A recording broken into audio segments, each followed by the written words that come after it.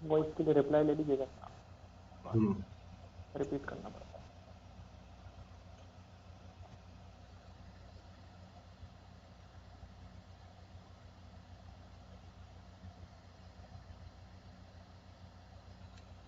चलिए।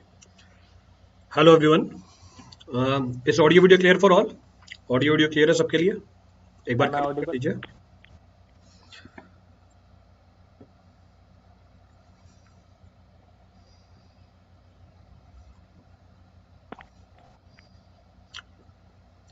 Hello Junaid, audio video clear है?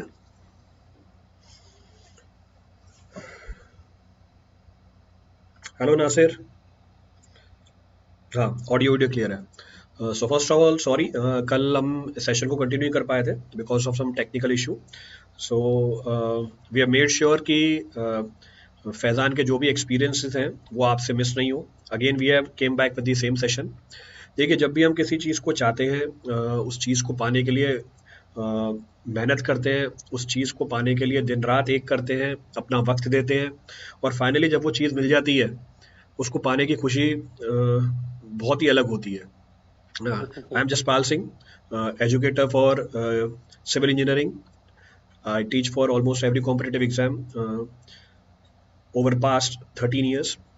और हमारे बीच में एक ऐसा शख्स है जिसने भी उसका जो ड्रीम है, उसका जो एम्बिशन है, जिसके लिए उसने मेहनत करी, वो अचीव किया। We have Mohammad Faizan Alam Khan with us. He has secured AIR 1 in MPPSC AE examination 2020. I hope उनकी जो भी एक्सपीरियंसेस होंगे, उनसे आप भी सीख लेके अपने आने वाले एग्जामों को और बेहतर कर पाएंगे। सो first of all Faizan, many many congratulations आपके इस थैंक यू सर। अचीवमेंट के लिए। You have thanks a secured lot. All India rank 1। मुझे पता है कि कैसा कैसा एक्सपीरियंस होता है जब किसी भी एग्जाम में हम टॉप करते हैं। रीज़न बीइंग, हमने इतना टाइम दिया हुआ होता है, हमने इतनी मेहनत कर रखी होती है उस एग्जाम को क्रैक करने के लिए, और फाइनली जब वो रिजल्ट आता है तो एक अलग ही फीलिंग होती है। So बिल्कुल सही Faizan, sir. I'd like you to share your experiences with our learners. हमारे learners के साथ आप भी अपने experience को share कीजिए ताकि वो भी ठीक है। आने वाले एग्जामों में और अच्छा परफॉर्म कर पाए।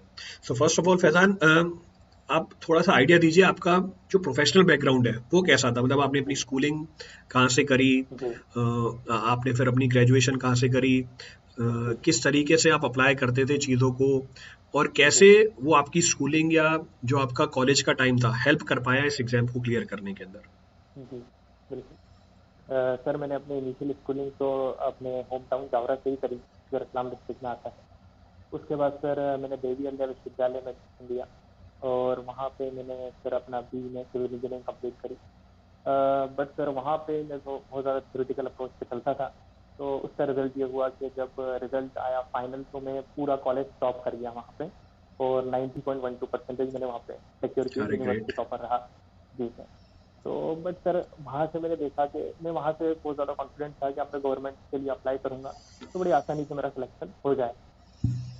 बट एक्चुअली सर वहाँ से निकलने के बाद जब मैंने गवर्नमेंट एग्जाम की कॉम्पिटिटिव एग्जाम क्रैक करने की कोशिश करी, तो इनिशियली मुझे बहुत प्रॉब्लम आई, क्योंकि सर कॉलेज का अप्रोच एक अलग अप्रोच रहता है, वहाँ थ्योरेटिकल अप्रोच रहता है ज़्यादा, और यहाँ पे सर हमको पूरा चीज़ें पूरे इंजीनियरिंग को मैंने देखा है कि सर कनेक्ट करना पड़ता है।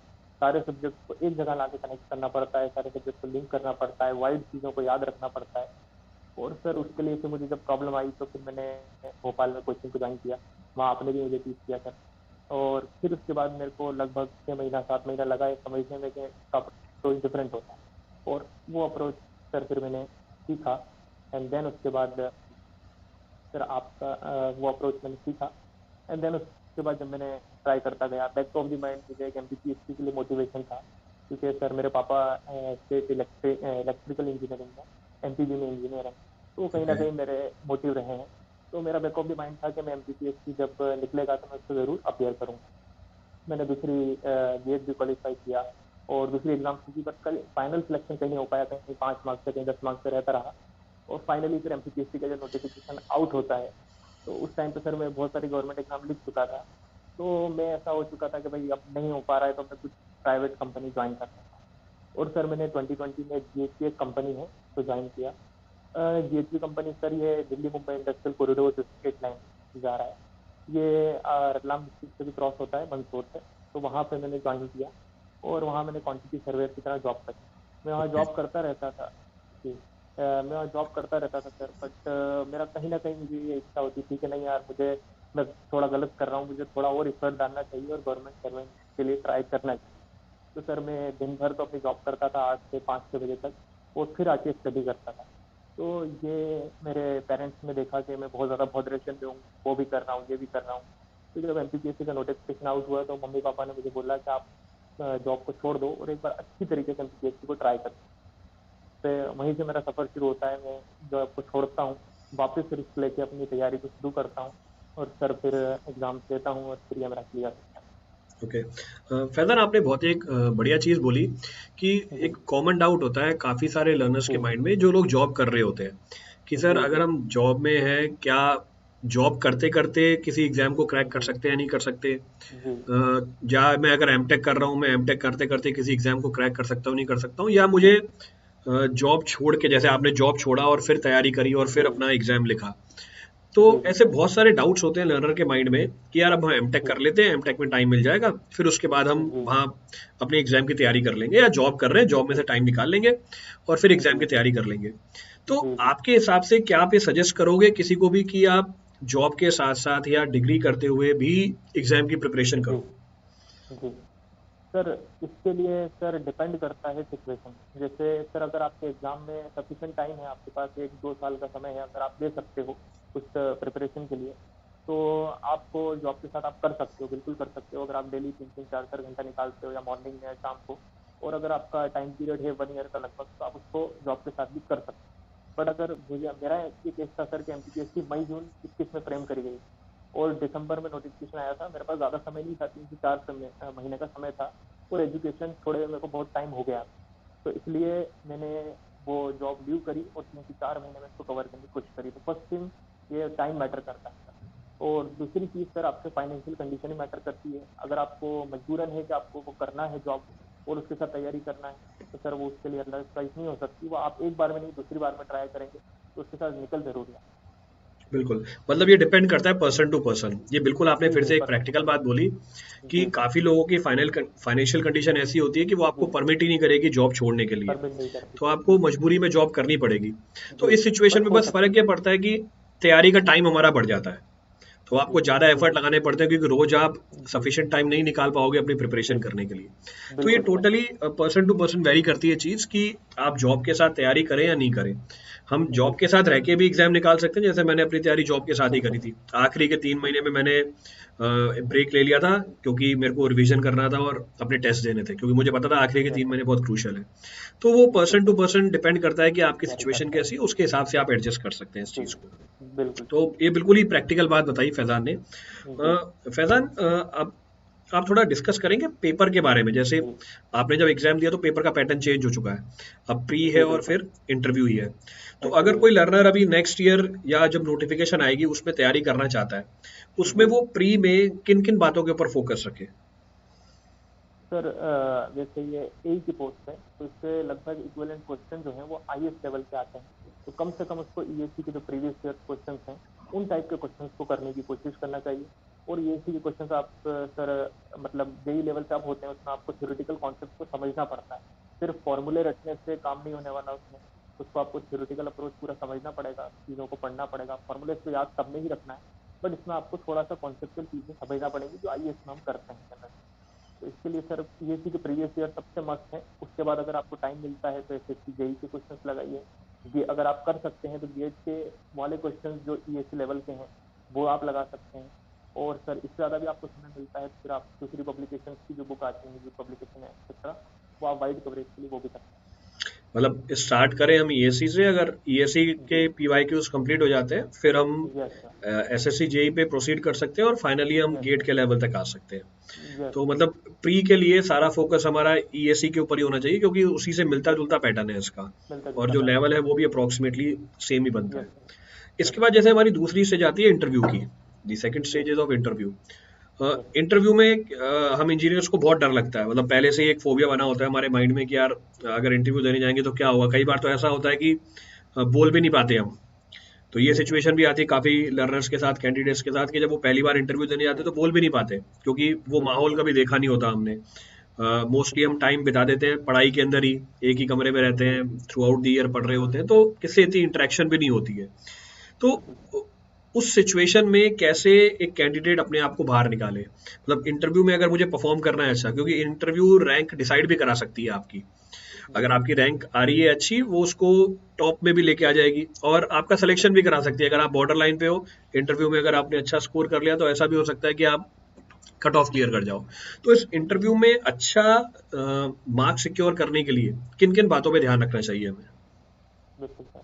सर फर्स्ट ऑफ ऑल तो तैयारी आपकी बहुत अच्छी होनी चाहिए इंटरव्यू के लिए। जैसे तो इंटरव्यू अनप्रिडिक्टेबल रहता है, इसलिए जो है सबसे पहले तो आपको सारे जो बेसिक सब्जेक्ट जो आपके इंजीनियरिंग सब्जेक्ट्स हैं, सबका आपको बेसिक रिवाइज कर लेना चाहिए, जैसा कि आप अपने प्री के लिए करते हैं। बट ये है कि यहाँ पे आपको फॉर्मूला पे फोकस नहीं करना है, ज़्यादा ज़्यादा आपको बेसिक चीज़ों पे फोकस करना है कि बेसिक चीज़ें आपको मालूम होनी चाहिए। जो टर्म्स हैं, जैसे कि कैम्बर क्या होता है, सुपर एलिवेशन क्या होते हैं, इसकी थोड़ी बहुत चीज़ें अप्रोक्सीमेट वैल्यूज ये आपको याद होनी चाहिए। तो ये बेसिक तो सब पढ़ना है आपको। और उसके बाद सर ये तैयारी के लिए बता रहा हूँ। और उसके साथ बेसिक चीज सारी रखते हुए फिर कुछ सब्जेक्ट चूज कर लीजिए, क्योंकि अक्सर इंटरव्यूज में ऐसा होता है कि वो आपसे सब्जेक्ट पूछ लेते हैं। तो ये सबसे लकी पोर्शन होता है कि वो आपसे सब्जेक्ट पूछ लें और आपको सब्जेक्ट स्ट्रॉन्ग करके चले जाएं। तो मैं ये बोलता हूँ कि सब्जेक्ट चूज करने में भी आप वैरायटी ऑफ सब्जेक्ट को चूज करें। जैसे कि आप वाटर से इरिगेशन इंजीनियरिंग को ले लें, और एक सॉइल मैकेनिक्स को ले लें, एक आप स्ट्रक्चर सब्जेक्ट सोम को ले लें, ताकि आप ये तीन सब्जेक्ट जब अपने फेवरेट बोलेंगे, तो वहाँ जो टीचर बैठे होंगे वो तीनों में से किसी एक में तो कंफर्टेबल जरूर हो, वो उसको प्रोसीड कर जाएंगे। आप सिर्फ इरिगेशन पढ़ के चले गए और आपने सोचा कि वो इरिगेशन ही पूछ लें आपसे, हो सकता है कि वो प्रोफेसर स्ट्रक्चर के हों, तो वो आपको घूम फिर के स्ट्रक्चर पे ही ले जाएंगे। इसलिए आप कम से कम 2-3 वैरायटी के सब्जेक्ट को प्रिपेयर करके जाएं। ओके, मतलब हमारा कमांड हमारे सब्जेक्ट्स के ऊपर अच्छा होना चाहिए इंटरव्यू जी में। जी बिल्कुल। और बिल्कुल इंटरव्यू में मोस्टली जो क्वेश्चंस होते हैं वो कहाँ से मतलब फ्रेम होते हैं? जैसे आपने बताया कि आप जॉब जी कर रहे थे, जॉब आपने छोड़ी, फिर जी आपने एमपीपीएससी की तैयारी करी। जी तो सर। आपके जो क्वेश्चंस फ्रेम हुए थे वो बीटेक लेवल के थे, या जी जो आपने जॉब कर रखी है उसके एक्सपीरियंस के बारे में जाना था उन्होंने, मतलब किस तरीके से उन्होंने गेज किया था इस चीज को? जी सर। सर उन्होंने फर्स्ट ऑफ ऑल में बीटेक लेवल है, तो बीटेक लेवल पे उन्होंने मुझसे क्वेश्चन पूछे। मैं उन लकी पर्सन में से एक था सर जिनसे सब्जेक्ट पूछे गए थे, तो मैंने उनको सब्जेक्ट बताए थे। मैंने अपने सब्जेक्ट बताए थे sir, highway engineering, soil mechanics, storm and structure analysis and irrigation. उन्होंने फर्स्ट वाले पिकअप कर लिया, उन्होंने हाईवे इंजीनियरिंग पे पूरा फोकस कर दिया। और एक्चुअली सर मैंने जीएचयू में जॉब किया है, और जीएचयू जो है डीएमआईसी 8 लेन रोड बन रहा था, तो मैंने जान करके ये सब्जेक्ट लिया था हाईवे, ताकि मुझे जॉब से रिलेटेड तो हाईवे पे से पूछेंगे कोई ना कोई। तो मैं इस सब्जेक्ट को भी अपने हाईवे ले लूँ, ताकि अगर दोनों चीज़ें एक हो गई तो मेरी जॉब की प्रोफाइल प्लस मेरा सब्जेक्ट दोनों एक हो जाए, तो एक मैं हो जाएंगे। कंफर्टेबल फील कर पाऊँ जी। तो आप ऐसा कर सकते हैं कि जॉब जिसकी आपकी फील्ड में है, आप वही फेवरेट सब्जेक्ट को ऊपर रखना पड़ेगा आपको, हाँ, तो इससे तो आपको एफर्ट फिर थोड़ा हमारा कम इजी लगेगा। कम हो जाएगा। बिल्कुल बिल्कुल। वही। तो अच्छा, एक लर्नर ये भी बोल रहा है कि अगर आपको प्री के लिए जैसे तैयारी करनी है ऑब्जेक्टिव के लिए, तो उसके लिए कोई बुक फॉलो करी थी आपने, कोई स्टैंडर्ड टेक्स्ट बुक फॉलो करी हो जिसमें क्वेश्चन अच्छे लेवल के हो? सर ईएससी प्रीवियस ईयर सबसे मस्त, सबसे ईएससी पहले। प्रीलिम्स, तो जी अंकित इन्होंने सिर्फ ईएससी प्रीलिम्स के ऊपर ही फोकस किया था, कोई एक स्पेसिफिक बुक नहीं आती है जो किसी एग्जाम को कैटर करती हो? क्योंकि उस लेवल के क्वेश्चंस बना पाना नए प्रैक्टिकली पॉसिबल नहीं होता, तो बेस्ट आपके लिए रहेगा कि आप जो पीवाई क्यूज हैं ईएससी के, और जी ईएससी के भी पिछले 25 साल के उठाओगे, खूब सारे पीवाई क्यूज बन जाते हैं। उन्हीं को अगर बिल्कुल। प्रैक्टिस करोगे तो मेरे हिसाब से प्री अच्छा स्कोर कर लोगे आप प्री के अंदर। यस, ईएससी लगाया था सर, उसके बाद एसएससी भी किया था मैंने, गेट के क्वेश्चन भी किए, यहाँ तक भी ट्राई किया। Okay okay. अच्छा, इंटरव्यू में अगर हम बात करें ड्रेस कोड की, मतलब किस तरीके से आप अपने आप को प्रेजेंट करते हो जी इंटरव्यू के अंदर? मतलब कई जी लोग होते हैं जैसे जिन्होंने कभी इंटरव्यू दिया ही नहीं है, तो हमें हम्म, अपने आप को कैसे प्रेजेंट करना चाहिए इंटरव्यू में? क्योंकि अभी इंटरव्यू आने वाला है, इसलिए मैं अपने जो सवाल है वो बिल्कुल सर। इसके ऊपर ज़्यादा फोकस कर रहा हूँ, ताकि उन बिल्कुल कैंडिडेट्स को भी मदद मिले इस चीज़ से। तो बिल्कुल सर। बिल्कुल। मुझे अपने आप को प्रेजेंट कैसे करना है जब मैं इंटरव्यू देने जा रहा हूँ इंटरव्यू बोर्ड के सामने? जी सर, ये सबसे सिंपल लॉजिक यही है कि आप बिल्कुल सिंपल दिखें, कुछ भी आप ऑड ना दिखें। मतलब अगर आप सिंपल, आपको पैंट पहनना है डार्क कलर की, लाइट कलर का आपको शर्ट पहनना है। अब लाइट कलर के शर्ट में बहुत सी बार होता है कि कोई चेक्स वाला शर्ट पहनता है, चेक्स वाला शर्ट फॉर्मल में नहीं काउंट होता, तो चेक्स वाला अवॉइड करें, उससे अगर डॉट्स बने हुए वो भी अवॉइड करें। बिल्कुल जो सिंपल शर्ट होता है उस सिंपल शर्ट को प्रेफर करें सिंगल पॉकेट के साथ, और पैंट डार्क कलर की हो। और सबसे फॉर्मल होता है ब्लैक पैंट और व्हाइट शर्ट, या फिर डार्क ब्लू पैंट और लाइट ब्लू शर्ट। और सर इसके अलावा आप लोगों को वॉच वॉच पहनने की कोई ज़रूरत नहीं है। हाँ, एक सिंगल सिंपल पेन, बिल्कुल बहुत ज़्यादा लोग क्या करते हैं कि महँगा पेन लगा लेते हैं यहाँ पे कुछ अच्छा दिखने के लिए। तो ऐसा नहीं, आप जो पेन आप यूज़ करते हैं ₹10 का, ₹15 का लिखने के लिए नॉर्मल, वही पेन आप अपने पॉकेट में पुट अप करके जाएँ। और सिंपल से स्पेक्टेकल्स अगर आपके हैं तो सिंपल होने चाहिए। मतलब ओवरऑल उनको सिंपल आपका लुक दिखना चाहिए। हाँ, शूज़ हैं तो शूज़ भी आपके स्पोर्ट्स नहीं होना चाहिए। सिंपल शूज़ होना चाहिए। अंदर बहुत सी बार सॉक्स भी दिखते हैं, तो सॉक्स भी रंगीन नहीं पहनना है, कम से कम वो भी फॉर्मल आप पहन के जाएँगे। पूरा गेटअप आपको एक सिंपल प्रोफेशनल लुक देता है। मतलब कोई भी चीज़ हमें एक्स्ट्रा नहीं करनी है जिस पे उनका एक्स्ट्रा नहीं करनी है। उनका फोकस जाए, क्योंकि जी सर। अननेसेसरी के फिर सवाल आते हैं इस चीज़ के ऊपर। मतलब यस, यस। हमारा जो इंटरव्यू होता है फिर अलग ही डायरेक्शन में चला जी, जाता है। तो बिल्कुल सर। उनको ऐसा कोई अपॉर्चुनिटी नहीं देनी, कोई मौका नहीं देना इंटरव्यू बोर्ड को कि यस वो सर। वो आपके टेक्निकल एक्सपर्टीज के अलावा किसी और चीज़ों पे सवाल वो पूछें चीज़ आपसे। फोकस करें। तो आपको बस बिल्कुल अपना सर। नॉर्मल जैसे फॉर्मली आप प्रिपेयर होते हो उसी तरीके से प्रिपेयर होके जाना है और इंटरव्यू बोर्ड के सामने अपने और आप को सर प्रेजेंट करना है। टाई चाहें तो आप टाई फॉर्मल दिखने के लिए थोड़ा लगा सकते हैं। पर सर टाई के ऊपर मैंने सुना है कि ऐसे क्वेश्चंस भी हो जाते हैं कि टाई आपको बाँधना आती है क्या? तो वहाँ वो अगर आप कॉन्फिडेंस से नहीं बोले बाँधना आती है तो वो भी एक ड्रॉबैक है बिल्कुल, बिल्कुल। कि आप। तो वही जी, बिल्कुल सही तो बात है, मतलब बिल्कुल जी, आपको नॉर्मल जाना है, कोई भी एक्स्ट्रा चीज़ जी, नहीं जी, करनी है। मतलब बिल्कुल सर। मतलब आपको इस तरीके से प्रेज़ेंट नहीं करना कि आप वहाँ पे एफर्ट डाल के उनको अच्छा दिखने की जी, कोशिश जी, कर रहे हो उनके सामने, ऐसा जी, कुछ जी, भी नहीं करना, बिल्कुल, हमें नॉर्मल जैसे बिल्कुल, जाना है वैसे ही जाना नॉर्मल, है। बिल्कुल। बिल्कुल, बिल्कुल सही बात है। सो अगर हम आगे बढ़े, if you further carry forward, yes, काफ़ी सारे लर्नर्स का हमारे ये भी एक डाउट होता है प्रिपरेशन के टाइम पे कि जब हम प्रिपरेशन कर रहे होते हैं, हमारे पास बहुत सारे सोर्सेज अवेलेबल होते हैं। जी सर। इनफैक्ट आज के टाइम पे तो इतने सोर्स अवेलेबल हो गए हैं कि इतना जी, कंटेंट अवेलेबल हो गया है कि एक इंसान, एक लर्नर डिसाइड ही नहीं कर पाता कि उसको कौन से सोर्स को फॉलो करना है, क्योंकि ऑनलाइन है, सब कुछ अवेलेबल है, सारी बुक्स जी, अवेलेबल होती हैं, सारी शीट्स अवेलेबल होती हैं, पीडीएफ अवेलेबल होते जी, हैं। तो हुँ, एक अफेक्टिव प्रिपरेशन के लिए, एक टारगेटेड प्रिपरेशन के लिए हमें किस मटेरियल को या किस सोर्स को फॉलो करना चाहिए? जी सर। सर आप किसी भी एक कोचिंग, जैसे जब हमने प्रिपरेशन करी थी उस टाइम पे ऑनलाइन चीज़ इतनी ग्रो नहीं हुई थी। एटलीस्ट मैं जहाँ तक समझता हूँ 2020 में जब कोविड आया, उसके बाद सारी ऑनलाइन प्लेटफ़ॉर्म्स जो हैं ज़्यादा एक्टिव हो गए। तो सर आप भले ही ऑनलाइन प्लेटफ़ॉर्म प्रेफ़र करिए या ऑफ़लाइन प्लेटफ़ॉर्म प्रेफ़र करिए, पर जिस कोचिंग से आप पढ़ रहे हैं, बस वहाँ से नोट्स बनाइए और उस नोट्स को ही अपना बेसिक मानते हुए चलें। और आप अगर 10 जगह से नोट्स कलेक्ट करेंगे, 10 कोचिंग से नोट्स कलेक्ट करेंगे, तो आपके कुछ समझ में नहीं आने वाला, क्योंकि वैसे भी 20 से 25 सब्जेक्ट होते हैं सिविल इंजीनियरिंग में अगर इंडिविजुअल काउंट किए जाएँ तो। तो इसलिए आप अपने बेसिक नोट्स को प्रिपेयर करें, वो किसी भी कोचिंग से आप प्रिपेयर कर सकते हैं, वो ऑनलाइन प्लेटफ़ॉर्म हो, ऑफलाइन प्लेटफ़ॉर्म हो, जहाँ से आपको रिस्पॉन्स अच्छे लगते हैं कि हाँ, यहाँ रिस्पॉन्स अच्छा है, तो वहाँ से आप एक बार नोट्स बना लें और उस नोट्स पे भरोसा रखें एंड देन प्रीवियस ईयर लगाते जाएँ। और प्रीवियस ईयर से आपको पता लगेगा कि ये चीज़ मेरे नोट्स में नहीं है, तो उसको आप सर्च करें एंड देन वो मटेरियल भी आप अपने नोट्स में इंक्लूड करें। और अपने नोट्स को सबसे मेन माने और उसको शॉर्ट करते जाएं लास्ट टाइम तक जाते जाते, और उसी को आप प्रेफर करें। ऐसा नहीं कि लास्ट टाइम पे कोई पीडीएफ आ गया तो आपने उसको पढ़ना पढ़ना चालू कर दिया। उससे सर दिमाग में फ्रेम नहीं बन पाता, फोल्डर नहीं बन पाता है कि एक्चुअली मैंने करा क्या और क्या नहीं करा। ओके। और जब आप प्रिपरेशन करते थे, आपने खुद अपने नोट्स बनाए थे या डायरेक्टली जो नोट्स अवेलेबल होते हैं उन्हीं को यूज़ किया था? नहीं सर, सेल्फ नोट्स बनाना सबसे ज़्यादा इफेक्टिव है, सबसे ज़्यादा। तो उससे मतलब रिटेंशन कंपैरेटिवली बढ़ जाती है। अगर हम नोट्स खुद बनाते बिल्कुल, हैं, खुद अपने हाथ से लिखते हैं, तो वो चीज़ ज़्यादा टाइम तक हमारे माइंड में रह जाती है। चलो, बिल्कुल सर। हाँ, तो कुछ एक्स्ट्रा चीज़ें अगर अगर कुछ एक्स्ट्रा जो चीज़ लास्ट टाइम पे आपको पढ़ना है जिसका वेटेज बहुत कम है, और वो लास्ट टाइम पे आपको पता चलता है कि जैसे आपको इंजीनियरिंग इक्विपमेंट्स पढ़ना है, अब जनरली इसके लिए कोई नोट्स नहीं बनाएगा, तो इंजीनियरिंग इक्विपमेंट्स वाला आपने पीडीएफ डाउनलोड कर लिया, वो लास्ट टाइम पे इंस्टॉल कर लिया, वो चलेगा। ओके।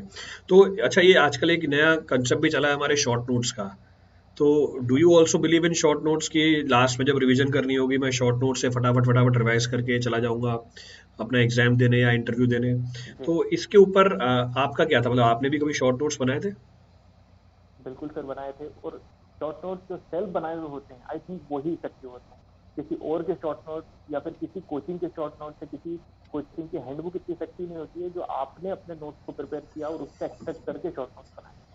जो उस शॉर्ट नोट्स में आप मतलब किन पॉइंट्स को मेंशन करते थे, मतलब ऐसी कौन सी चीजें हैं जो नोट्स में से हम शॉर्ट नोट्स के अंदर निकालें? सर अब मैं जब अपने नोट्स को बार बार पढ़ता रहता हूँ, रिवाइज करते रहता हूँ, तो बहुत सी चीज़ें परमानेंट पार्ट में चली जाती है माइंड के, कि तो मुझे याद ही है। और पर्सन टू पर्सन वेरी कर सकता है। तो जो परमानेंट पार्ट में आ गई है, जो अपनों को याद रहेंगी ही रहेंगी, उसको लिखने की जरूरत नहीं है। कुछ फॉर्मूलेज हैं जो कि लिंक नहीं करते हैं, किसी मैथमेटिकली लिंक नहीं करते हैं, लॉजिकली लिंक नहीं करते हैं, उनको लिख लिया। तो वो याद रहेगा। कुछ वैल्यूज हैं उनको लिख लिया तो वो याद रहेगा। उसको रिवाइज की, जिस चीज को रिवाइज की जरूरत है, ज्यादा ज्यादा आप भूलते हैं, उसको शॉर्ट नोट्स में इंटर करना चाहिए। मतलब हमारे जो शॉर्ट नोट्स हैं वो पर्सन टू पर्सन वेरी करेंगे, मतलब सबके लिए बिल्कुल सेम सर, नोट्स नहीं हो सकते हैं। जो जो जिसको चीज़ हम बोलता है। जल्दी भूल जाते हैं या ज़्यादा टाइम जी तक रिटेन नहीं बिल्कुल। कर पाते, उन्हीं को हम शॉर्ट नोट्स जी में डालें। क्योंकि बिल्कुल मोस्टली सर, लोग क्या बिल्कुल। करते हैं, जिसके शॉर्ट नोट्स बने होते हैं बोलते हैं शेयर कर दो। जी और इनफैक्ट जी कई लोगों को तो लगता है कि शॉर्ट नोट्स हमारे फुल लेंथ नोट्स ही होते हैं, उसकी हमने छोटी फोटोकॉपी करा ली। तो जो नहीं। पॉकेट साइज फोटोकॉपी होती है माइक्रो करा लेते हैं, वो हमारे शॉर्ट नोट्स हो जाते हैं। तो शॉर्ट नोट्स वो भी नहीं है। शॉर्ट वो भी नोट्स नहीं। में आपको वो कंटेंट डालना है जिसमें जो आपको आप, लगता है कि जी आप कंफर्टेबल नहीं हो। बिल्कुल सर, बिल्कुल सर। बिल्कुल। और फैज़ान, क्योंकि आपने बताया कि आप जॉब कर रहे थे, फिर जॉब छोड़ने के बाद फिर आपने अपनी तैयारी कंटिन्यू करी। उससे पहले भी आपने काफ़ी बार कॉम्पिटिटिव एग्ज़ाम लिखे, यस सर। जिसमें फाइनल लिस्ट में नहीं आ पाए आप। तो यस। एक जो नॉर्मल कैंडिडेट होता है वो इन सारे फेजेस से निकलता है। बिल्कुल सर। बहुत ही कम लोग ऐसे होते हैं जिनका फर्स्ट टाइम में भी निकल जाता है, फर्स्ट टाइम। जो जी। अपनी पहले दिन से ही सारी बातों को फॉलो करते हैं, जो हम डिस्कस करते रहते हैं, वो पहली बार में पहले अटेम्प्ट में ही निकाल लेते हैं एग्जाम को। पर एक जो नॉर्मल कैंडिडेट होता है इस सारे फेजेस से जाता है, काफ़ी बार एग्जाम देता बिल्कुल। है, कभी प्री हो जाता है, कभी मेंस हो जाता है, लास्ट स्टेज में हम छूट जाते हैं, फिर हम जॉब में भी आ जाते हैं। कई लोग तो मैंने ऐसे भी देखे, जॉब में 4-5 साल जॉब करने के बाद डिसाइड करते हैं कि नहीं, हमें जी वापस तैयारी करनी चाहिए। जी। तो कहने का मतलब ये है कि साइकिल बहुत लंबी है, टाइम बिल्कुल। बहुत लगता है किसी भी एग्जाम की फाइनल लिस्ट में आने के लिए। इस बिल्कुल। पूरी प्रिपरेशन की जर्नी के टाइम पे आप अपने आप को मतलब कैसे मोटिवेटेड रखते हो? क्योंकि कॉमन डाउट होता है कि नहीं सर, हम डिमोटिवेट हो जाते हैं, हमें जी। अब सर और करने का इच्छा नहीं है, अब हम जी कुछ और करना चाहते हैं। तो उस, जी। जैसे आपने बोला कि नहीं मैं जॉब कर रहा था, जॉब में भी आपका मन नहीं लग रहा था, आपने फिर जॉब छोड़ के तैयारी करी। तो जी अपने आप को ऐसे कैसे मोटिवेट करें कि नहीं, हम, हमारा टारगेट यही है, हमें यही अचीव करना है, हमारा पाथ जी। यही होना चाहिए। भले ही रिजल्ट आने में 1 साल 1.5 साल लग जाए, 2 साल लग जाए, बट हमें यही करना है। तो उस अपने पाथ को जी कैसे मेंटेन करके रखें? जी सर। सर उसके लिए सबसे इम्पोर्टेंट चीज़ है कि आप अपने सीनियर्स के जब लेक्चर सुनते हैं, उनका रिव्यू सुनते हैं, जैसे कुछ मेरे फ्रेंड्स मुझे सुन रहे होंगे, तो सर ये भी एक मोटिवेशन की चीज़ है। जब वो इस टाइम में होंगे, स्ट्रगलिंग में होंगे, तो वो मेरा भी एक पिक्चर को ध्यान करेंगे कि वो भी एक ऐसा आया था कैंडिडेट, उसके साथ भी ये सब हुआ था और फिर भी उसने ये अचीव किया। एक तो ये चीज़ हो सकती है सर। और एक चीज़ जो मैंने आपसे सीखी सर, कि आप स्ट्रॉन्ग माइंडसेट होना चाहिए। आज नहीं हो रहा है ज़रूरी नहीं है वो कल भी नहीं होगा, वो होगा ज़रूर। आपको ये बिलीव करना पड़ेगा कि आज मैं उस लेवल तक नहीं पहुंचा हूँ। फिर आप क्लास में बोलते थे कि वो थ्रेशोल्ड लेवल क्रॉस करने में आपको, जब वो थ्रेशोल्ड लेवल आपका आ जाएगा, आप ऑटोमेटिकली क्रॉस कर जाओगे। तो सर उसमें अपनों को दूसरों को नहीं देखना है, अपने लेवल को बढ़ाने की कोशिश करना है और ये सोचना है कि आज नहीं तो जरूर नहीं है कि वो कल भी नहीं होगा, वो जरूर है। पर अभी अपना वो लेवल नहीं आया है, तो आप लोग कंटिन्यूसली इसके लिए मेहनत करते रहना है और एक स्ट्रॉन्ग माइंडसेट रखना है कि आज नहीं तो कल जरूर है। बिल्कुल, बिलीव करना बिल्कुल। पड़ेगा। बिल्कुल, मतलब खुद के ऊपर हमेशा बिलीफ रखना है अपने आप को बिलीव रखना।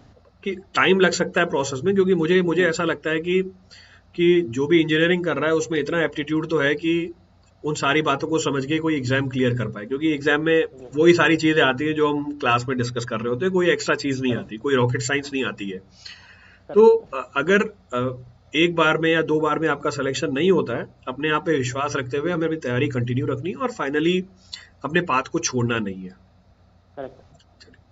सो आगे बढ़ते हैं। Faizan, Faizan, yes sir. जब हम अपनी तैयारी कर रहे होते हैं, तैयारी के टाइम पे बहुत सारे माइलस्टोन्स होते हैं जिनका हमें ध्यान यस रखना सर। होता है, उन माइलस्टोन्स को फॉलो करना होता है। यस कि सर। कि जब मैं प्रिपरेशन कर रहा हूँ, मैं अपने प्रिपरेशन को अपने ट्रैक पे रख पा रहा हूँ या नहीं रख पा रहा हूँ। यस वो कौन कौन से माइलस्टोन्स आपने सेट कर रखे थे अपनी सर। फाइनल डेस्टिनेशन तक पहुंचने के लिए? Yes sir.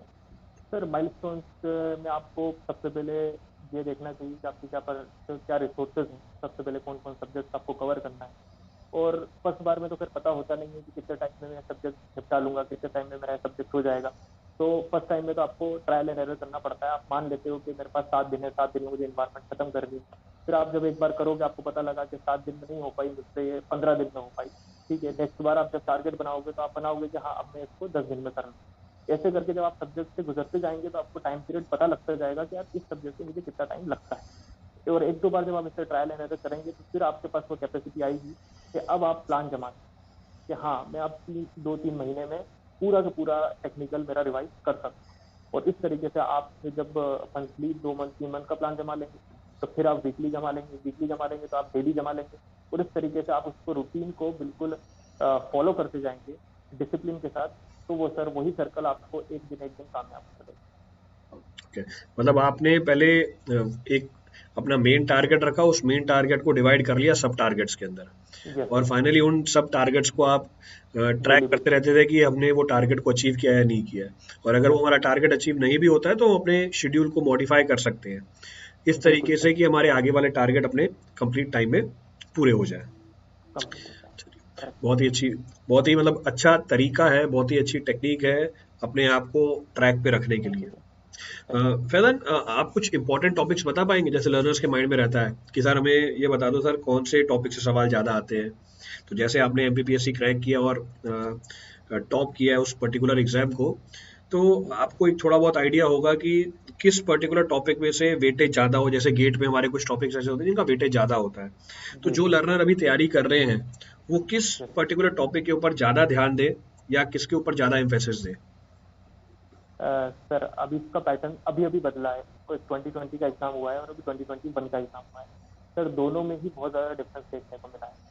तो इसलिए सर 1 से 2 बार की अभी एग्जाम हुई है, इसमें ये एनालाइज करना थोड़ा सा पॉसिबल नहीं है। मगर सर हाँ, हर जगह जो सब्जेक्ट रहते हैं, सबसे बेसिक सब्जेक्ट रहते हैं, वो जो टेक्निकल इंजीनियरिंग रहता ही है, सबसे इम्पोर्टेंट रहता है।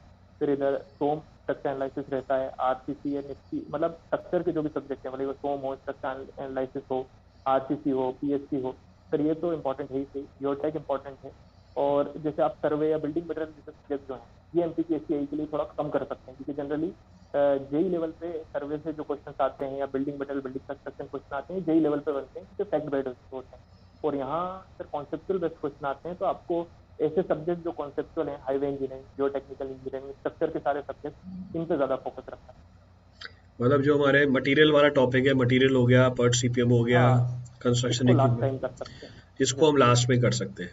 बाकी जी जो सर। हमारे कोर सब्जेक्ट हैं उनकी वेटेज यस सर। कंपैरेटिवली ज़्यादा निकल के आती है। बाकी यस जो सर। मैंने यस पेपर की एनालिसिस करी थी, ऑलमोस्ट हर टॉपिक यस में सर। से सवाल पूछा हुआ है।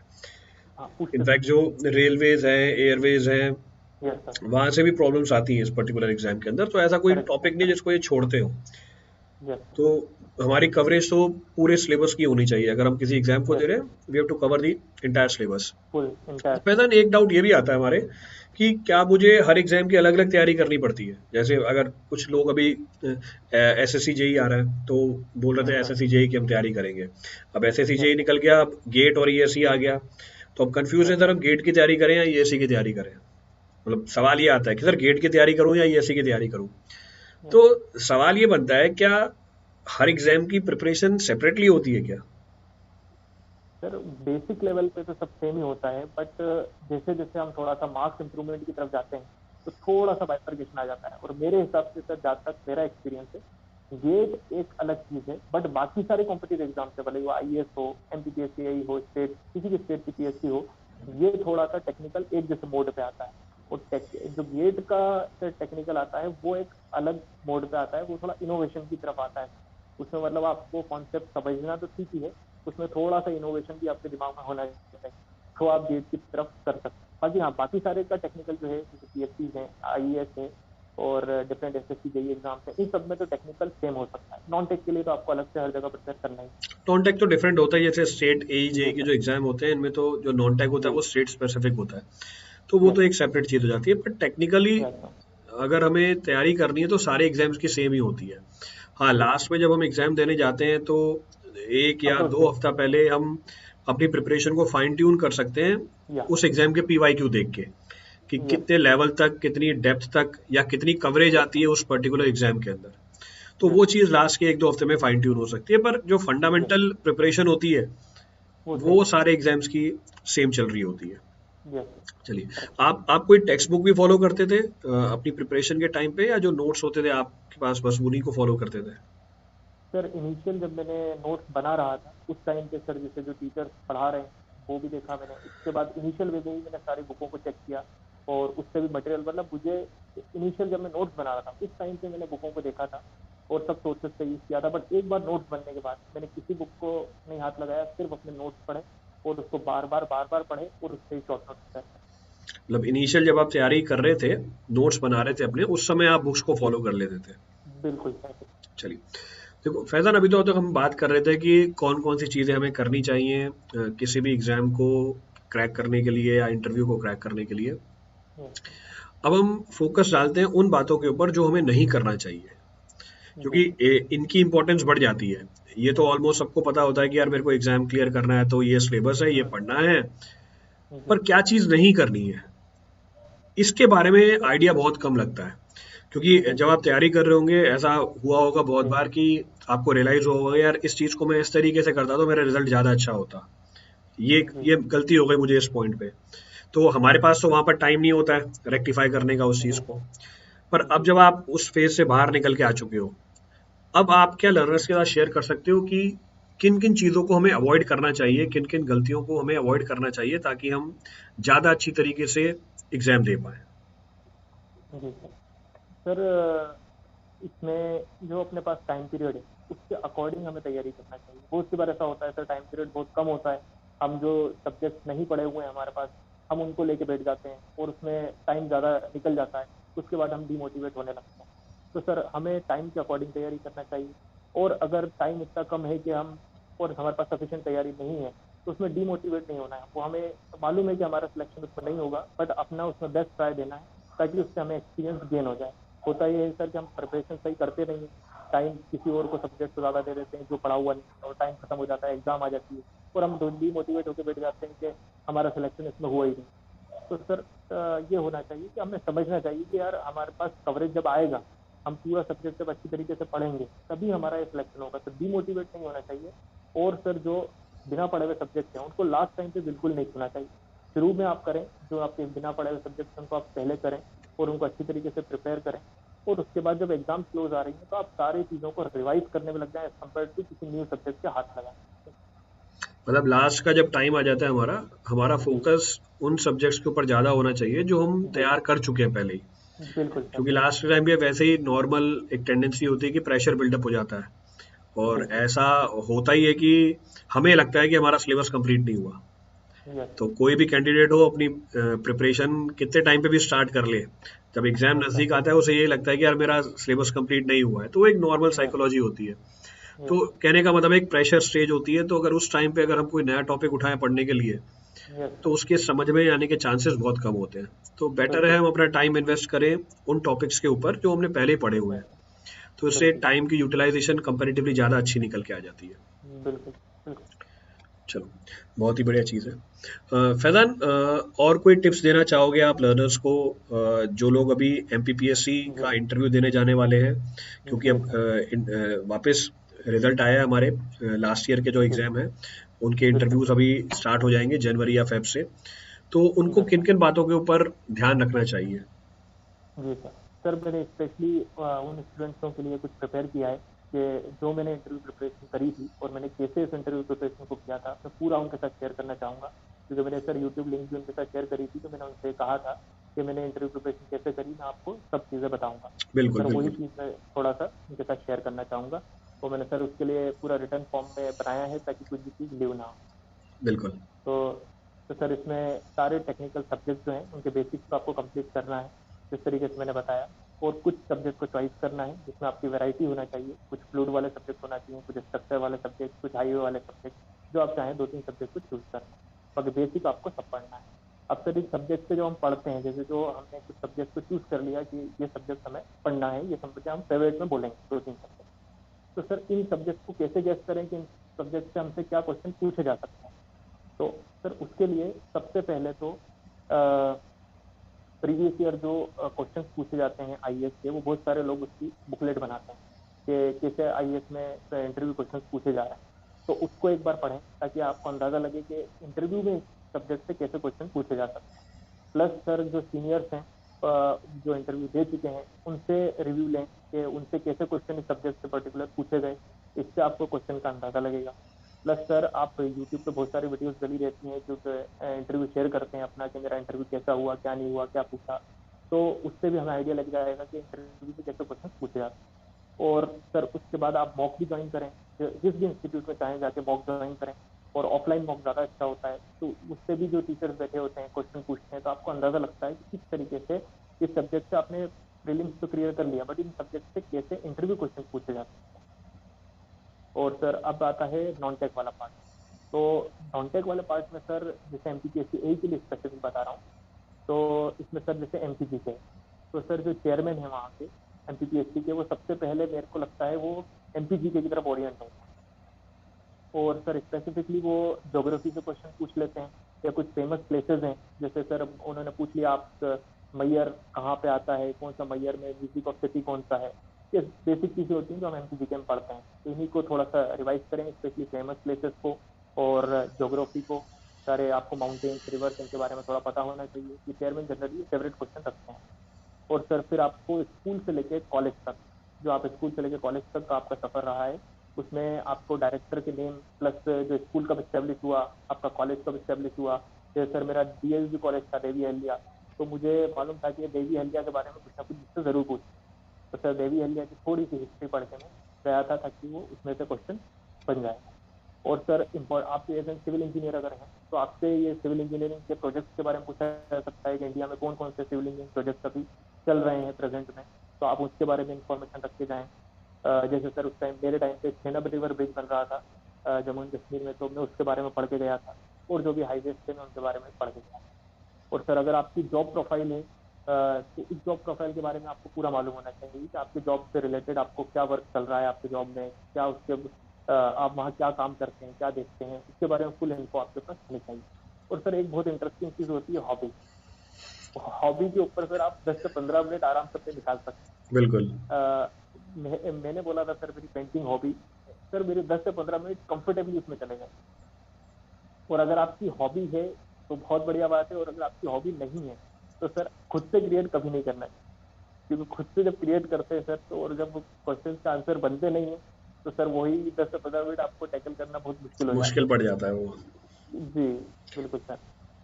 तो मैंने हॉबी बोला था पेंटिंग, उससे उसके ऊपर खूब क्वेश्चन बने, 10 से 15 मिनट मैंने उसके ऊपर बोला। तो आप हॉबी इससे से प्रिपेयर करें, आपसे 10 से 15 मिनट वो भी कंफर्टेबल रहेंगे, वो भी जानने के लिए वो रहते हैं, उत्सुक रहते हैं कि भाई ये हॉबी क्या है और क्या इसके बारे में जानता है, तो एक कंफर्टेबल माहौल क्रिएट हो जाता है।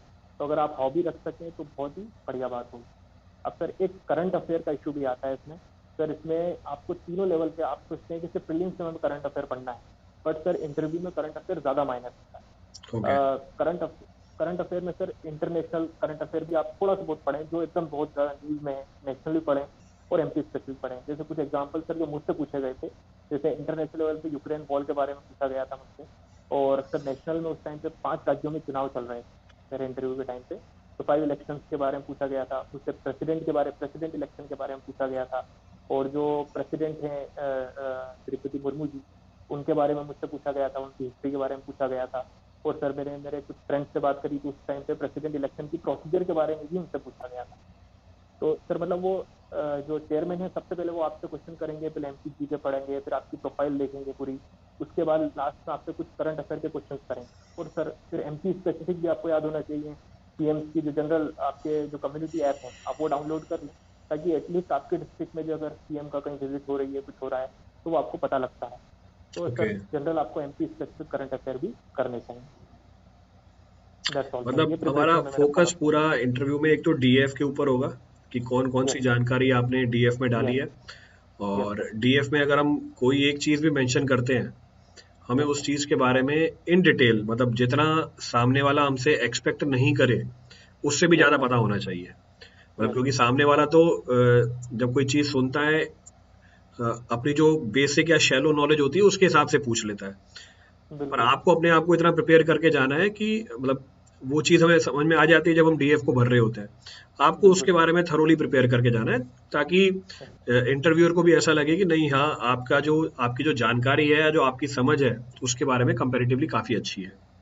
यस दूसरा, हमें करंट अफेयर्स के ऊपर फोकस रखना है। ये भी आपने एक अच्छी पॉइंट यस बताई सर। कि जो लोग अभी, यस ऐसे सर। काफ़ी सारे लोग होंगे कि जी। जो एमपी से नहीं होंगे, जो एमपी को यस बिलोंग सर। नहीं करते होंगे, तो जो करंट अफेयर्स यस के जो टॉपिक होते हैं वो जनरली एमपी के आसपास ही चल रहे होते हैं। तो इसके लिए यस आपने सर। बोला कि वहाँ की हम कम्युनिटी ऐप यस डाउनलोड कर सर। सकते हैं, ताकि उसके बारे में हम लोकली जो इन्फॉर्मेशन चल रही है या जो हलचल चल रही है वहाँ पे उसके बारे में हम पता रहे। Yes sir. अच्छा। Yes sir. बिल्कुल। तो ये काफ़ी अच्छा यूजफुल रहेगा मैसेज जी। उन लोगों के लिए जो अभी यस इंटरव्यू में अपेयर करना चाहते हैं।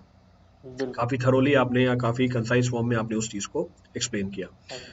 तो अभी हम आगे बढ़े, if we further carry yes forward, yes sir जब आप इंटरव्यू देने गए थे, क्या आपको ऐसा यस लगा था कि लैंग्वेज कोई बैरियर है वहाँ पे? क्योंकि काफी लोगों के मन में ये भी डाउट आता है कि यार सर हमें इंग्लिश तो बोलने नहीं आती, या मेरा दोस्त तो बहुत अच्छी तरह इंग्लिश बोलता है, तो उसके चांसेस ज्यादा अच्छे हैं, और खुद ही डिमोटिवेट हो जाते हैं कि नहीं यस। मेरे को इंग्लिश बोलने नहीं आती। तो क्या लैंग्वेज भी बैरियर रहती है हमारे इंटरव्यू के अंदर? नहीं सर, ये कोई बैरियर नहीं है। अगर आप कंफर्टेबल हैं तो इंग्लिश में बोलें, कंफर्टेबल हैं हिंदी में बोलें, कंफर्टेबल हैं बाईलैंग्वेज बोलें। मैंने सर बाईलैंग्वेज फॉलो करा था, और इसमें मुझे नहीं लगता सर कि लैंग्वेज के ऊपर वो आपको आंकते हैं, ऐसा नहीं होता सर। वो आपको नॉलेज देखते हैं, भले ही आप इंग्लिश में जवाब दें या हिंदी में जवाब दें, इट्स योर चॉइस।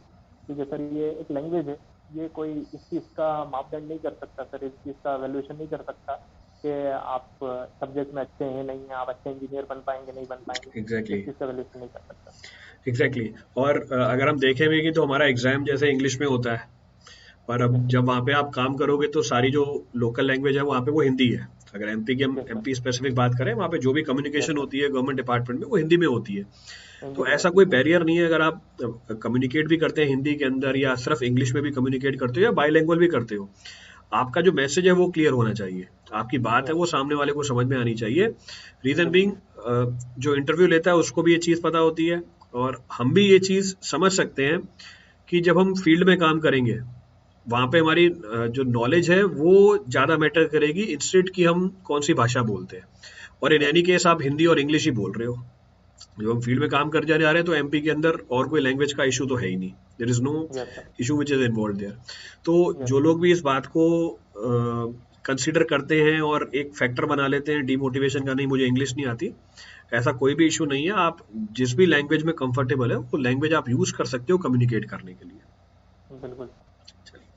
अ, ये एक एक स्पेसिफिक पॉइंट था जो काफ़ी काफ़ी लर्नर्स से पूछा था। अब हम यस कुछ सर डाउट्स उठाएंगे लर्नर्स की, क्योंकि काफ़ी लर्नर्स की यस क्वेरी सर रहती है कि सर बिल्कुल। जो फैज़ान है ऐसे यहाँ सवाल पूछ लो।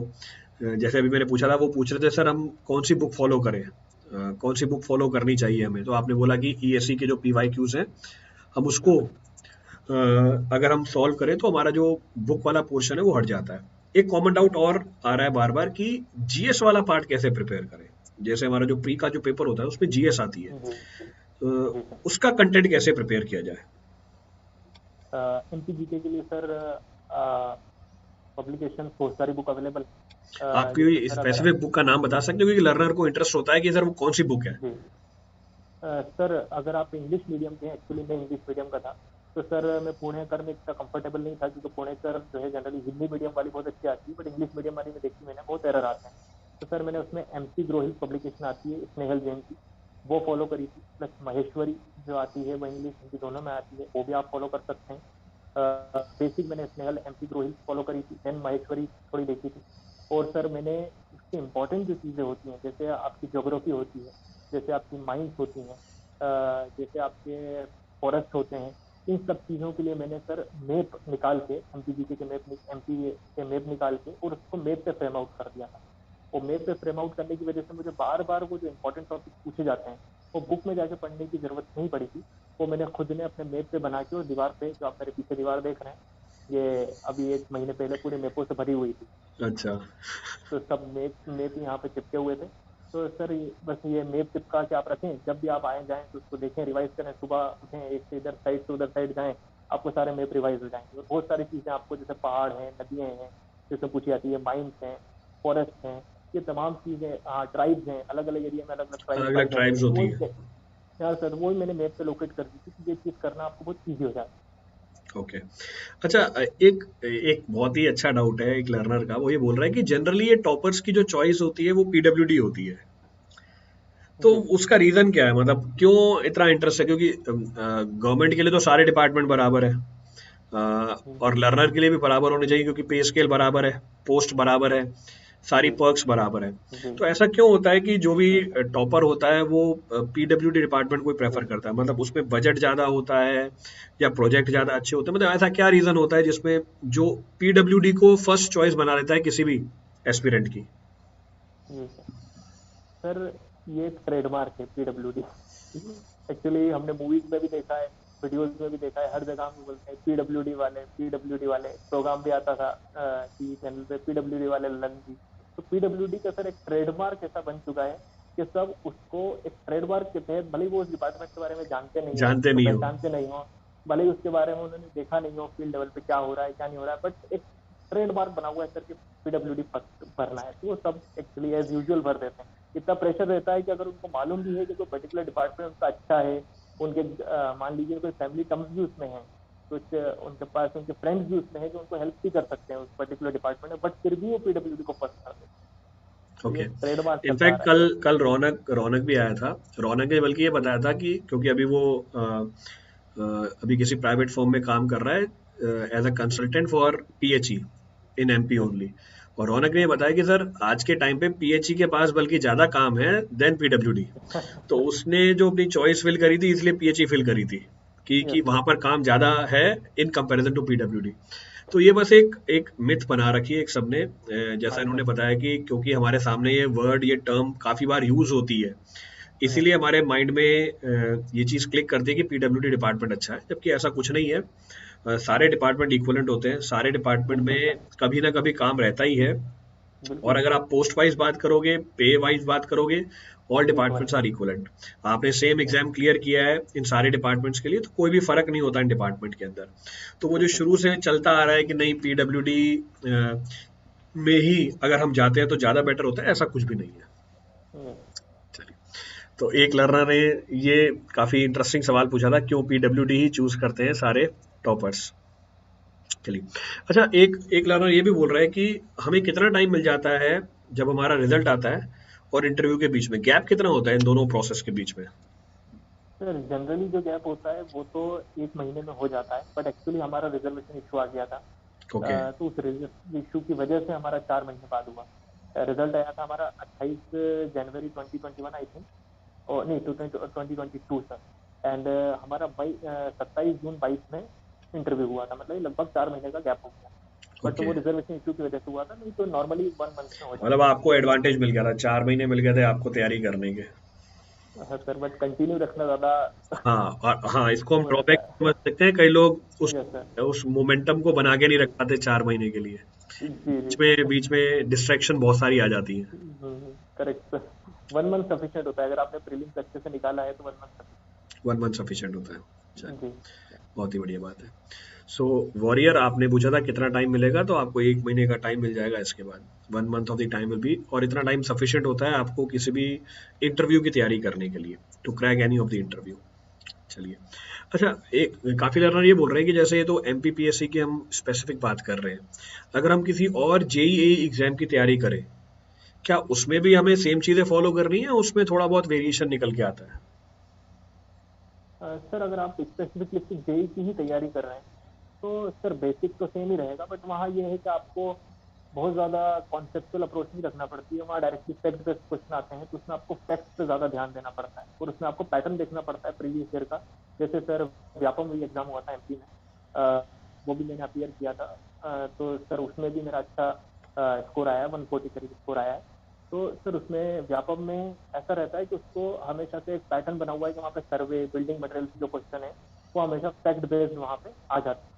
तो सर उसके लिए हमें फैक्ट से ज़्यादा प्रेफर करना पड़ता है as compare to concept. Okay, मतलब वहाँ पे फैक्चुअल नॉलेज ज़्यादा होनी चाहिए हमारे पास, ज़्यादा होना तो चाहिए। जो एप्लीकेशन आती है हमारे कंसेप्ट की वो कंपैरेटिवली कम हो जाती है। कम आती है। ओके, चलो, ड्रेसिंग का तो बता ही दिया राहुल कि इंटरव्यू में मैंने मैंने सारे पॉइंट्स कवर कर लिए, जितने भी आपकी क्वेरीज होती हैं उनको मैंने सिस्टमेटिक तरीके से पूछा हुआ है। नॉन टेक का पूछेगा, नॉन टेक का भी बता दिया आपको, अभी हम डिस्कस कर ही रहे थे नॉन टेक के बारे में। अगर आपको फैज़ान से कोई स्पेसिफिक प्रॉब्लम पूछनी हो, कोई क्वेश्चन करना हो, जो चीज़ हमने अभी डिस्कस नहीं करी है, which we not discuss up till now, या जो हमसे मिस हो गई हो, उसको आप डायरेक्टली कमेंट बॉक्स में डाल सकते हैं, so that I directly ask that problem with, और discuss that problem with Faizan. Revision, जैसे कल रौनक बोल रहे थे डेली सब्जेक्ट के हैं, ये पॉसिबल है क्या सर? देखो धीरज, हर पर्सन का जो प्रिपरेशन का तरीका होता है वो सेपरेट होता है। हाँ, आपको बस एक आइडिया लग जाएगा, एक ऑप्शन मिल जाता है कि हाँ ऐसे भी कर सकते हैं। जब सामने वाला कोई बताता है कि यार मैंने 6 सब्जेक्ट रिवाइज किए रोज, तो आपको एक आइडिया लगे यार ऐसा भी कर सकते हैं। इस बात का ये बिल्कुल मतलब नहीं है कि ऐसा ही करना है आपको। आप उसको ट्राई कर सकते हो, अगर वो आपको सूट कर रहा है और आपको दिख रहा है कि इससे मुझे रिजल्ट मिल रहा है, तो डेफिनेटली मैं उसको फॉलो करूंगा। पर अगर कोई अचीवर आपको ये बता दे यार मैंने ये स्ट्रेटेजी फॉलो करी थी, इट डजेंट मीन कि वो स्ट्रेटेजी आपके लिए भी क्लिक कर जाए, क्योंकि हर इंसान का प्रिपरेशन, इंसान की जर्नी, हर इंसान के जो स्ट्रगल्स होते हैं वो डिफरेंट होते हैं। तो अल्टीमेटली आपको ही एक स्ट्रेटेजी डिफाइन करनी पड़ेगी जो आपके लिए सबसे बेटर हो, जो आपको सूट करती हो। करेक्ट। तो करेक्ट। ये इन्होंने बोला है कि ये भी हमने कल डिस्कस कर रहे थे रिवीजन के बारे में। आप एक टाइम पे कितने टॉपिक लेके चलते थे रिवीजन के लिए? सर रिवीजन के लिए मैं अगर कोई नया सब्जेक्ट कर भी रहा हूँ तो मैं एक दिन में सर, वो टाइम लगता है सर कि अगर आप जब कंटिन्यूसली किसी चीज़ को करते जाते हैं तो वो चीज़ें ऑटोमेटिकली शॉर्ट होती जाती हैं। तो जहाँ आप एक पेज को पहले 1 मिनट में पलट रहे हैं, वहाँ आपको हो सकता है जब आप मल्टीपल बार रिवाइज कर लेंगे तो आप 4 सेकंड में भी देख के आगे निकल जाएंगे, क्योंकि आपको मालूम है कि एक्चुअली क्या लिखा हुआ है वहाँ पे, तो आप मल्टीपल बार देख चुके हैं। तो पहली बार वो डिपेंड करता है सर कि आपकी तैयारी कितनी बार आप रिवाइज कर चुके हैं, पहले कितनी बार उस चीज़ को पढ़ चुके हैं। बट फिर भी मेरी स्पीड सर ये थी कि एक दिन में मैं लगभग एक सब्जेक्ट को रिवाइज कर लेता। एक दिन वो में भी एक ऐसा कि सब्जेक्ट रिवाइज करते थे? हाँ, एक दिन में सर हाफ डे सर मैंने इस सब्जेक्ट को कर रहा हूँ जो नया है, और हाफ डे के बाद जब शाम हो जाती तो मैं ऊपर जाता था टेरिस पे टहलना, और उसमें मोबाइल में मैंने पीडीएफ बना रखा था, उसको पीडीएफ को इंस्टॉल कर लिया, रिवाइज हो गया। ओके, मतलब आप एक सब्जेक्ट को प्रेफर करते थे रोज रिवाइज करने में। तो ऐसा यस कुछ सर। भी नहीं है धीरज कि आप 6 सब्जेक्ट की रिवाइज करो। जैसे फैजान ने बताया ये एक टॉपिक एक दिन में उठाते थे, तो आप उसको रिवाइज कर सकते हो। और ऐसा भी हो सकता है कि अब कोई दूसरा होगा नहीं, ऐसा मैं एक टॉपिक पढ़ता हूँ, मैं बोर हो जाता हूँ पूरे दिन पढ़ते पढ़ते, तो उसके साथ आप क्लब कर सकते हो, कोई नॉन टेक का टॉपिक या कोई हल्का टॉपिक। आप ऐसा कर सकते हो, एक भारी टॉपिक उठा लो। अगर आपने एक सब्जेक्ट उठा रखा है जो बहुत हैवी है, जैसे सॉन्ग उठा लिया, तो इसको कॉम्प्लीमेंट करने के लिए आप एक लाइट टॉपिक उठा सकते हो। तो यहाँ पे आप लेट सपोज इरिगेशन ले लो, तो दोनों बैलेंस हो जाते हैं। तो इससे आप बोर भी नहीं होते, माइंड में ज़्यादा स्ट्रेस भी नहीं आता, और पैरेलली आपके सारे टॉपिक कवर होने लग जाते हैं। चलिए, बहुत ही बढ़िया चीज़ है। अच्छा, एक डाउट और आया है कि और ये सबके साथ होता है, पूछा जैस्मिन ने ये, सबके साथ होता है जब हम पढ़ रहे होते हैं, सबकी प्रिपरेशन की साइकिल में एक लो फेज जरूर आता है, जब डीमोटिवेशन होती है। पर हमें पता होता है कि इस लो फेज के टाइम पे हमें अपनी तैयारी छोड़नी नहीं है। तो जी ये जैस्मिन ये पूछ रहे हैं कि जब लो फेज होता है उसमें मैं अपना फोकस पढ़ाई के ऊपर कैसे बना के रखूं? सर, लो फेस जनरली जब होता है जब हम किसी सब्जेक्ट को पढ़ रहे हैं और उससे क्वेश्चन लगा रहे हैं, अब वो क्वेश्चन हमसे बन नहीं रहे हैं, क्योंकि हमने उसको पढ़ा उस सब्जेक्ट को, बट हम उस क्वेश्चन लगा रहे हैं बट वो हमसे बन नहीं पा रहे हैं। तो सर उस टाइम हमें सब्जेक्ट को चेंज कर लेना चाहिए। जो सब्जेक्ट हमें थोड़ा सा अच्छा लगता है उसको हटा के जिस सब्जेक्ट में हमारी हमारी थोड़ी सी अच्छी स्ट्रेंथ है उस वाले सब्जेक्ट को ले लेना चाहिए। और देन उसके क्वेश्चंस आप लगाएंगे तो आपको लगाना तो सारे क्वेश्चन है, वो भी आपका सब्जेक्ट था, मान लीजिए वो 2 दिन बाद का प्लान था आपका, बट आपको अभी मन नहीं लग रहा है, इस सब्जेक्ट में डाउन हो रहे हैं आप, तो थोड़ी देर के लिए उस सब्जेक्ट को लीजिए। आप उसके कुछ क्वेश्चंस लगाएंगे, कुछ पढ़ेंगे, आपको थोड़ा सा मोटिवेशन फील होगा कि हाँ मैं कुछ कर पा रहा हूँ। फिर धीरे से अपना माइंड सेट करके वापस से उस सब्जेक्ट को लेके आप कंटिन्यू कर सकते हो। मैं तो ओके, ऐसा ही करता हूँ। मतलब लो फेज में अफेक्टिवली हमारा टाइम यूटिलाइज करने के लिए आप उन टॉपिक्स को उठा जी। लेते थे जिसमें आपका इंटरेस्ट है, कि यस। अगर माइंड मेरा डिस्ट्रैक्टेड भी है, क्योंकि मेरे इंटरेस्ट का हम्म। टॉपिक है, तो मैं उस पर ज़्यादा फोकस कर सकता हूँ। जी। चलिए, अंकित पूछ रहे हैं सर आपके मार्क्स कितने आए थे? मार्क्स मेरे ख्याल से डिस्क्लोज कर दिए इन्होंने। हाँ सर, मार्क्स डिस्क्लोज है। तो ये एक एक लर्नर पूछ रहा है सर फैजान के मार्क्स कितने आए थे? अ, मेरे मार्क्स थे 339 या 330, हाँ 339 या 338 ठीक है, थे। आप परसेंटेज बता दीजिए, 461। इससे इनको आइडिया लग जाएगा मोटा मोटा कि अगर मेरे को फर्स्ट रैंक लानी है तो 73%। कितने परसेंट मार्क्स पे आ जाती है? 73%। 73%, मतलब 70 से लेके 75% के बीच में अगर आप मार्क्स लेके आते हो इस यस सर। एग्जाम के अंदर, तो आपके टॉप करने के चांसेस बढ़ जाते हैं। तो इनके यस। अप्रोक्सीमेटली 340 या 339 के आसपास मार्क्स थे। बट सर पिछले वाला जो पेपर था वो एकदम टफ था, 2020 वाला जो पेपर था अच्छा, वो पेपर बहुत टफ था। ज्यादा न्यूमेरिकल अप्रोच था सर उसमें, मतलब मेरा रफ पेपर पूरा भर गया था पीछे का। बट इस बार जो पेपर आया था सर वो ज्यादा थोड़ा फैक्ट बेस्ड पे फोकस था, ओके, इसलिए इस बार का कट ऑफ भी सर जो गूगल के थ्रू ज़्यादा रिलीज जाएगा, और जो ज्यादा जा रहा है टॉपर के मार्क्स होंगे वो भी कंपैरेटिवली ज़्यादा होंगे, सर। जी सर मतलब वो 75 से भी ज़्यादा निकल जाएंगे। हाँ बिल्कुल, लेकिन सर पेपर के ऊपर डिपेंड करता बिल्कुल बिल्कुल।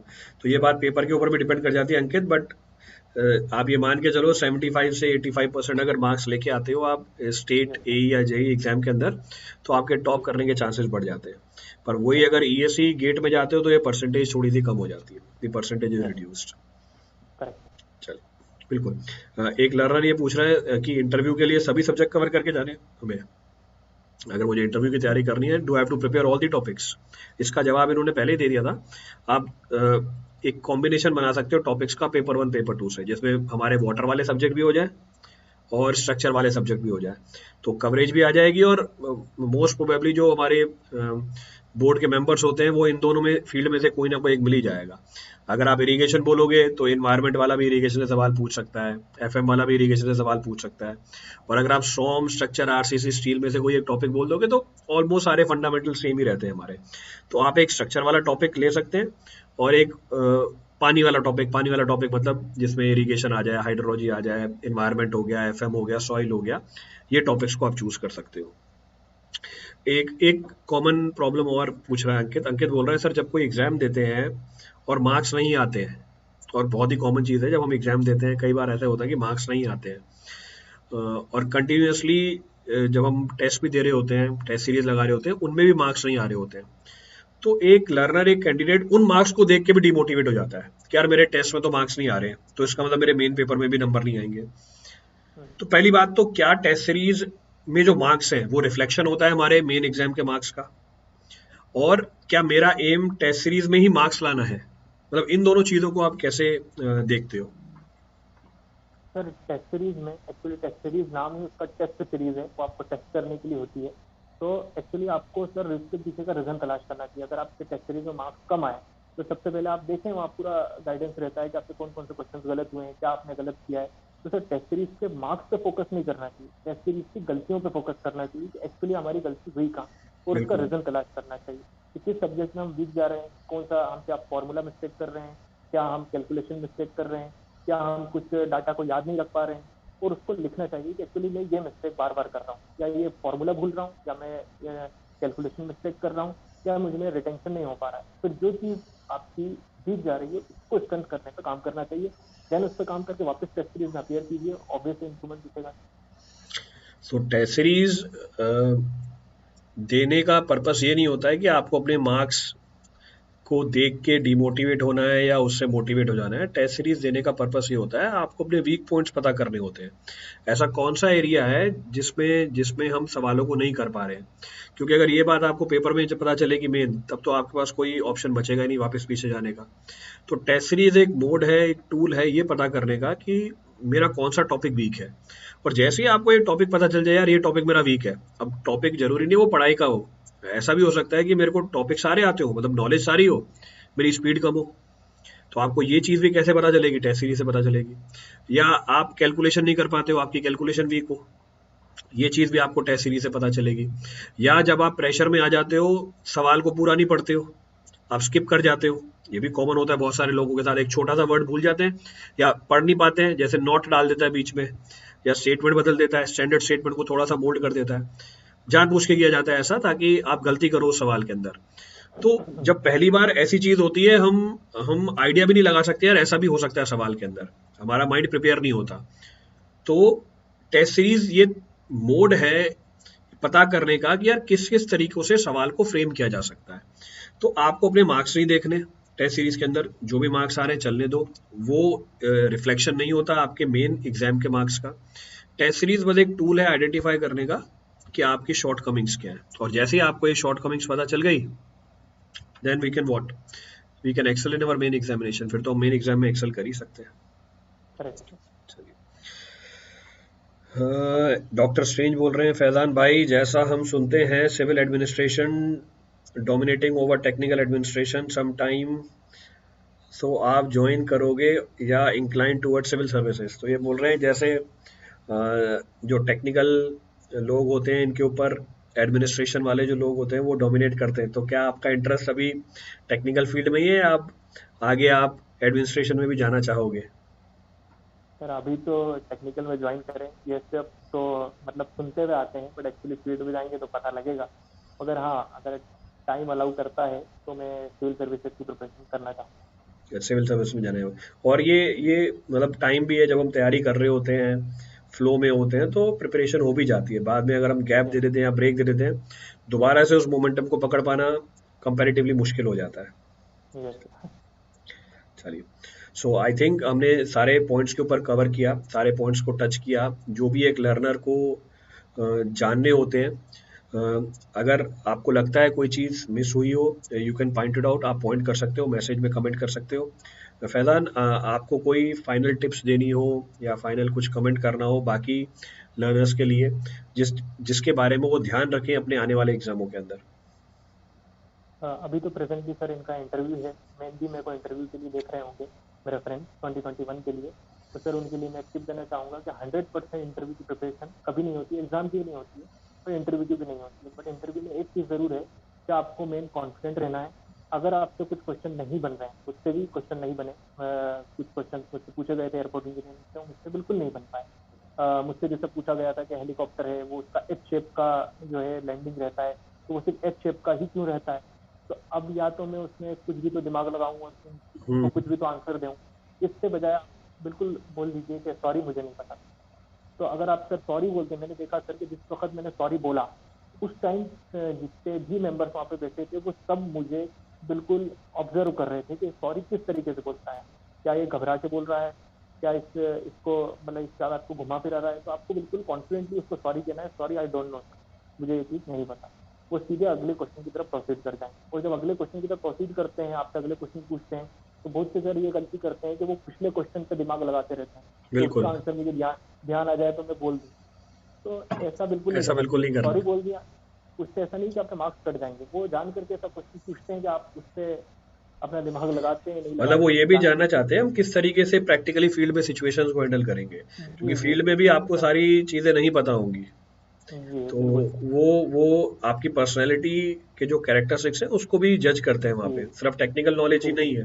क्योंकि अल्टीमेटली अब जब फील्ड में जाओगे तो आपकी पर्सनैलिटी मैटर करेगी, आप कैसे correct sir, day to day life situations handle करते हो वो मैटर करेगा। Correct sir, correct. चलिए। ये टिप मैं देना चाहता था सर चलिए, अपने थैंक यू। फ्रेंड्स को। धीरज, हाँ बिल्कुल, इन्होंने बोला था इनके हिसाब से नोट्स बनाना जरूरी है, तो मैंने ये पॉइंट पुट अप किया था इनके सामने और इन्होंने नोट्स बनाए थे, खुद ही बनाए थे, शॉर्ट नोट्स भी बनाए थे। बीटेक प्रोजेक्ट मैटर करता है इंटरव्यू में, बिल्कुल मैटर करता है। अगर आप सिर्फ बीटेक करके ही इंटरव्यू देने जा रहे हैं, आपने जो लास्ट एग्जाम पास किया वो बीटेक है, तो आपके जो प्रॉब्लम्स होंगे या जो क्वेश्चंस होंगे इंटरव्यू में, एक तो थ्योरेटिकल होंगे सारे और आपके बीटेक के प्रोजेक्ट के ऊपर होंगे। अगर आपने एमटेक कर रखा है जी, तो आपने जो रिसर्च करी है उसके ऊपर होंगे। अगर आपने जॉब कर रखी है, मोस्टली प्रॉब्लम होंगे आपने किस प्रोफाइल पे जॉब की हुई है। तो जो हम लास्ट काम कर रहे होते हैं, ऑब्वियसली प्रॉब्लम उस चीज के ऊपर ज्यादा निकल के आती है। बिल्कुल sir. So it was wonderful talking to you Faizan. I hope thank you आपका जो सर। एक्सपीरियंस था, आपकी जो जर्नी थी उससे बाकी लर्नर्स को भी मदद मिलेगी, एंड दे विल बिल्कुल be sir. Definitely giving their best to clear their respective examination. Correct sir. चलिए, thank you thank Faizan. You sir, मेरे लिए भी बहुत बहुत ज़्यादा आज अचीवमेंट की बात है सर, क्योंकि मैं आपके साथ इंटरव्यू कर सका। ये मेरे लिए एक बहुत बड़ा अचीवमेंट है कि जब मैं आपसे सोच नहीं सकता था कि एक दिन ऐसा आएगा कि आप रहेंगे। थैंक चलिए, thank you Faizan, thank you. You sir, thank you. Thank you.